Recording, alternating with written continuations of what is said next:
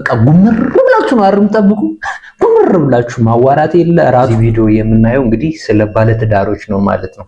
ባለትዳሮች ውስጥ ሆነ አብዛኞቻችሁ እስኪ ራሳችሁ ፈትኑ። የምር የፍቅር ቋንቋ እየገባችሁ ነው?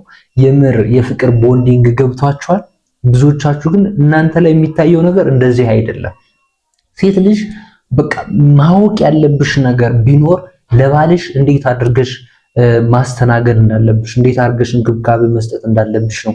ወንድም በተዘዋዋሪ ማለት ነው ለሚስት እንዴት አድርገህ የፍቅር ቋንቋ መንገር እንዳለብህ፣ እንዴት አድርገህ የፍቅር ቦንዲንግ መስራት እንዳለብህ በዚህ ቪዲዮ እስከ መጨረሻው ከተከታተል እጅግ ወሳኝ የሆነ መፍትሄ ታገኛለህ ማለት ነው። እና አብዛኞቻችን የምናየው ነገር ላይ በተለይ ወንዶች ለምሳሌ አምሽተው ሲመጡ ከምሽቱ 2 ሰዓት 3 ሰዓት ሊሆን ይችላል። ሚስቶች የሚያደርጉት አብዛኞቹ ሚስቶች ምንድነው በቃ ጉምር ብላችሁ ነው አርም ጠብቁ። ጉምር ብላችሁ ማዋራት የለ እራት ሁሉ የማያቀርብ ሚስት አለ ምናምን። እንደዛ አይደለም ማድረግ ያለባት። ይህን ካደረጋችሁ ማለት ነው በነጋታው ምን አባቷን እስኪውጣላት ብሎ ዛሬ ከሌሊቱ 5 ሰዓት ወይም 3 ሰዓት መጥቶ ከሆነ በነጋታው ከሌሊቱ 5 ሰዓት 6 ሰዓት ይገባልሻል ማለት ነው። ያኔ እንደገና ነገሩ እየባሰ ይሄዳል። ነገር ግን አንቺ ብልጥ ሆነሽ በጣም ጠንካራ ሴት ከሆንሽ ማድረግ ያለብሽ ምንድነው?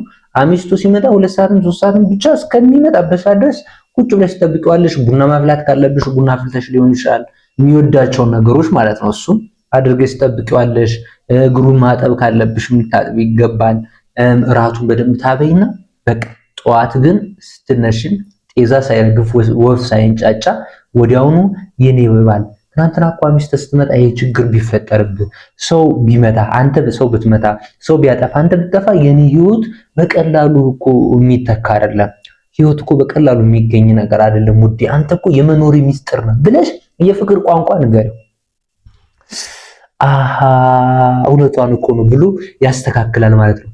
ግን አንቺ ዝም ብለሽ ጉምር ብለሽ ከጠበቅሽው ራትን ምንም ሳታረግለት ፊትሽን ኮፍተር አድርገሽ ከጠበቅሽው ምን አባቷን ይወጣላት ብሎ ሌላ እንደገና የባሰ የቁጭት ነገር ያደርጋል።